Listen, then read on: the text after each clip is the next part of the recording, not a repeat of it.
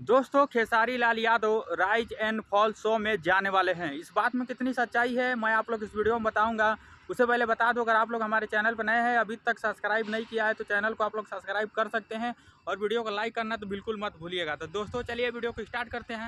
दोस्तों Pawan Singh rise and fall show से बाहर आ चुके हैं। उसके बाद से डिमांड हो रहा है कि खेसारी लाल यादव को भी इस शो में लाया जाए।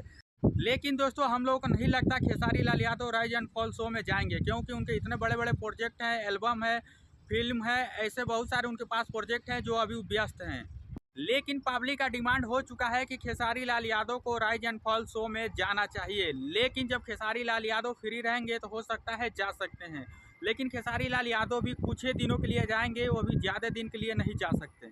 उनको भी पता है उनको शो में जाने से उनको बहुत बड़ा नुकसान है, क्योंकि उनके बहुत सारे गाने नहीं आएंगे, फिल्में नहीं आएंगी, जिसके वजह से खेसारी लाल यादव ज़्यादा दिन के लिए जाना पसंद नहीं करेंगे। भले एक गेस्ट के रूप में जा सकते हैं, लेकिन अभी तक ऐसा जानकारी नहीं आएगा खेसारी लाल जा रहे हैं। बस अभी तक ये पब्लिक में अफवाह फैलाया जा रहा है, लेकिन जैसे जानकारी कंफर्म होगा दोस्तों मैं आप लोग इस वीडियो के माध्यम से बता सकता हूँ।